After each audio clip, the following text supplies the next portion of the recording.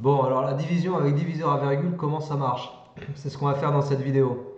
Je te prends l'exemple de 6240 divisé par 2,2. Donc 6240, c'est ton dividende. Et divisé par 2,2, 2,2, c'est ton diviseur. Ok, donc déjà pour les termes, il faut que tu maîtrises le bon vocabulaire. Donc ce nombre-là, tu l'appelles dividende. Ce nombre-là, tu l'appelles le diviseur. Après, c'est pas spécifique. Ce que je te dis là, le vocabulaire, c'est pas spécifique aux divisions avec diviseur à virgule, mais il faut maîtriser le vocabulaire parce que dans cette vidéo, je vais te parler de dividende et de diviseur. La première chose que je veux te dire, c'était le vocabulaire. La deuxième chose, je vais te rappeler un petit point mathématique qui n'a pas à voir forcément avec les divisions, mais qu'est-ce qui se passe quand on multiplie multiplication par 10, 100, 1000, etc. Qu'est-ce qui se passe quand je multiplie un nombre par 10, 100, 1000? Par exemple, si tu fais 5 fois 10, qu'est-ce qui se passe? Tu vas obtenir 50. Ok? 5, c'est comme si tu avais 5,0. Tu vois le nombre 5,0? Bah 5,0, pour passer de 5,0 à 50, c'est comme si ma virgule elle s'était décalée de 1 rang. Pourquoi un rang? Parce que dans 10, tu as un 0. Prends par exemple toujours 5, donc 5,00, c'est comme 5, et tu multiplies ce nombre par 100. Il se passe quoi? Bah, tu vas décaler ta virgule de 2 rangs vers la droite, et tu vas obtenir le nombre 500. Ok? Autre exemple, si tu veux, toujours dans l'idée de multiplier par 10, 100, 1000, etc. Considère le nombre 7,326. 7,326. Tu multiplies ce nombre par 1000. Qu'est-ce qui se passe? Ta virgule va se décaler de 1 rang, 2 rangs, 3 rangs vers la droite. Parce que tu as 3 zéros dans 1000. Et on décale vers la droite parce qu'on multiplie par un grand nombre. Du coup, qu'est-ce qu'on va obtenir? On va obtenir 7326. Ok? Donc en fait, quand tu multiplies un nombre par 10, par 100, par 1000, tu peux éventuellement faire en sorte que sa virgule se décale. Comme dans 5,0 ou 7,326. Tu pourrais aussi faire la même chose avec 73,26. Et si tu multiplies ce nombre par 10, tu obtiendrais, en décalant la virgule de 1 rang, tu obtiendrais 732. Du coup, ta virgule, elle serait plus après le 3, elle serait après le 2,6. Ok? Pourquoi je te dis ça dans le contexte des divisions? Ben, tu vas comprendre tout de suite. Parce que maintenant, je vais te donner une troisième information importante pour traiter ce genre de division. Et cette information, c'est que tu as le droit de multiplier ton diviseur et ton dividende par le même nombre, sans changer le résultat de ta division. Je répète, tu as le droit de multiplier ton diviseur et de multiplier ton dividende par le même nombre. Tu vas te ramener à une autre division avec des quantités plus grandes éventuellement, et le résultat de ta division sera inchangé. Par exemple, je peux décider de multiplier 2,2 par 10. Qu'est-ce que ça m'amène 2,2 fois 10? En prenant en compte ce que je t'ai dit juste avant, 2,2 fois 10, ça te fait 22. 6240 multiplié par 10, ça te fait 62 400. Je multiplie par 10 le dividende et le diviseur. Et ce que je t'ai donné comme règle, c'est que du coup, la division de 62 400 par 22 te donnera le même résultat que la division de 6240 par 2,2. Ok? Ça, c'était la troisième chose importante. Tu peux multiplier le diviseur, je répète, hein, et le dividende par les mêmes nombres. Et le résultat de la division obtenue avec les nouveaux nombres sera le même que le résultat de la division que tu obtiendrais avec tes nombres de départ. On est d'accord avec ça? Donc maintenant, je vais te montrer comment on peut s'en sortir quand tu as un diviseur à virgule.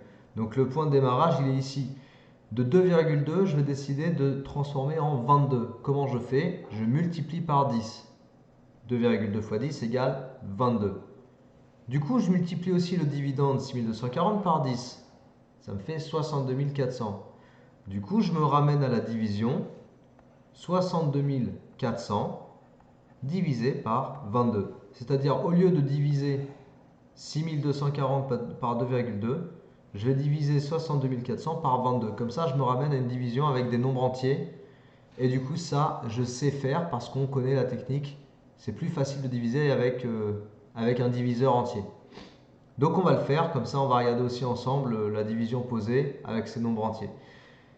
Donc ton nombre, 62 400, il est constitué de 6 dizaines de milliers, 2 milliers, 4 centaines, 0 dizaine seule, 0 unité seule.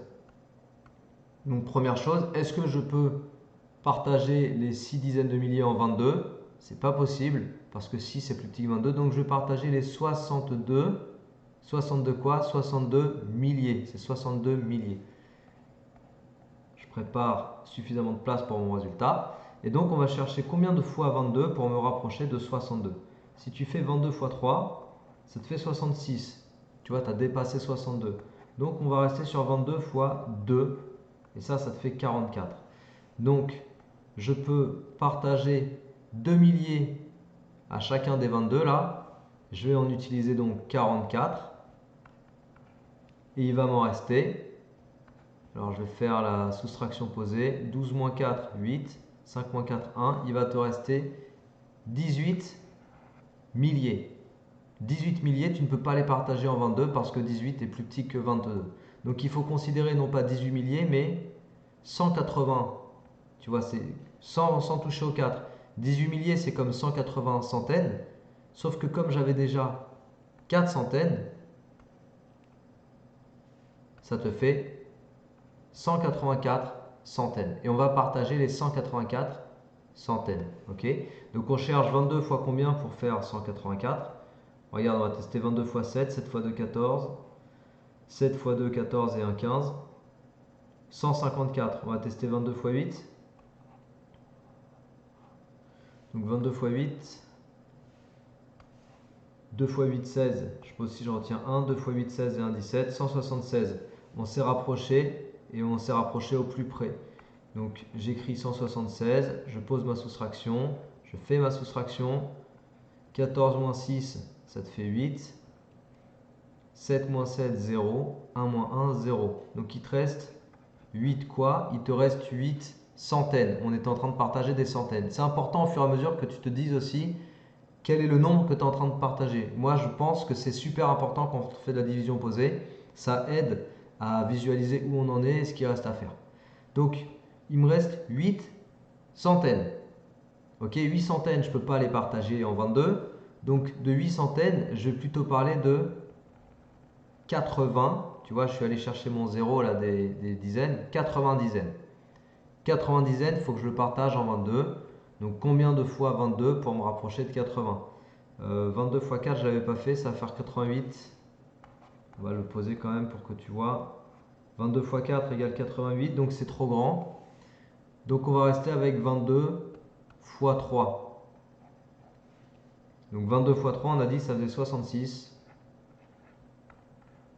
Voilà. Et là, il va te rester combien? Il va te rester 14. Donc hop, hop. Voilà, 14. 14 quoi? 14 dizaines.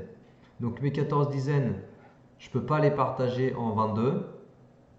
Pourquoi? Bah parce que 14 est plus petit que 22.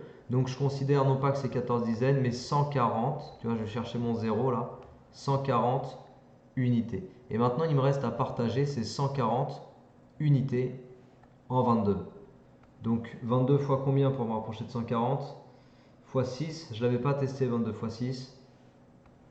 Alors je vais le marquer là. Attends, tu vois plus le haut là. Voilà. Donc je vais marquer 22 fois 6. 6 fois 2, 12.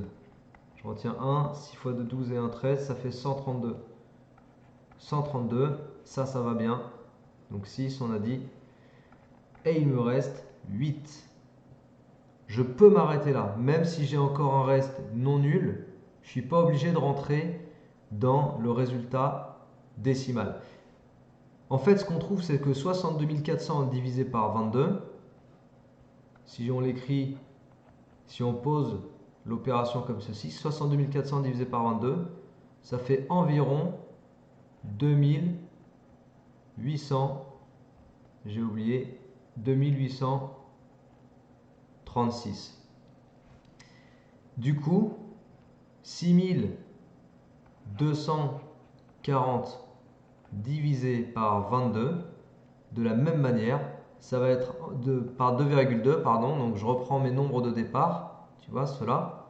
6240 divisé par 2,2. De la même manière, ça va être environ égal à 2836.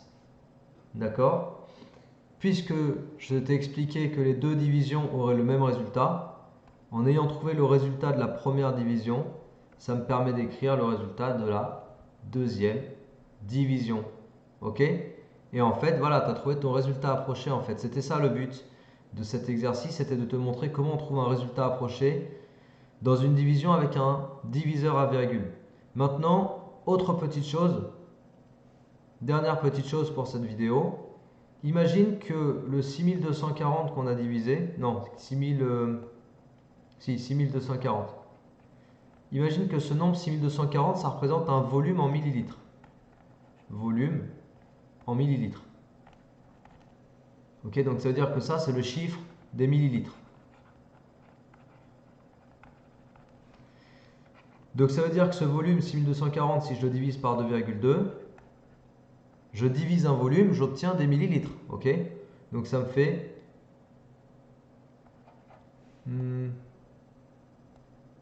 2836 millilitres. D'accord? Je prends cet exemple avec un volume en millilitres pour t'expliquer pourquoi on n'est pas obligé d'aller plus loin dans la division. Pourquoi on n'est pas obligé d'aller dans la partie décimale et de continuer la division encore et encore. Surtout si elle ne se termine pas, ça risque d'être long. Bah, tout simplement parce que si dans ton exercice, si dans ton contexte d'exercice, ce nombre que tu obtiens représente un volume en millilitres, ce chiffre-là, rends-toi compte que c'est des millilitres. Ça veut dire que ça n'a aucun intérêt d'aller chercher un dixième de millilitre ou un centième de millilitre. C'est-à-dire, ça n'a aucun intérêt d'aller voir si le résultat, ce serait pas ça par hasard. 6, 3, 6, 3 ou l'inverse quoi. Je crois que ça fait ça en fait. Quand on le tape à la calculatrice, ça doit faire 3, 6, 3, 6, etc. sans s'arrêter. Ça ne m'intéresse pas en fait si je suis dans un contexte d'exercice où c'est un volume en millilitres. Ça ne m'intéresse pas de savoir qu'on a 3 dixièmes de millilitres, 6 centièmes de millilitres. Ça en fait, c'est même pas mesurable avec les instruments de mesure classiques qu'on a à disposition. Donc, on a suffisamment de précision quand on dit 2836 millilitres. Tu vois, le résultat de ta division, tu peux te contenter d'un résultat approché comme celui-ci, environ 2836. Voilà, c'était tout ce que je voulais dire sur pourquoi on prendrait la décision de continuer ou pas la division et d'aller voir ou pas la partie décimale.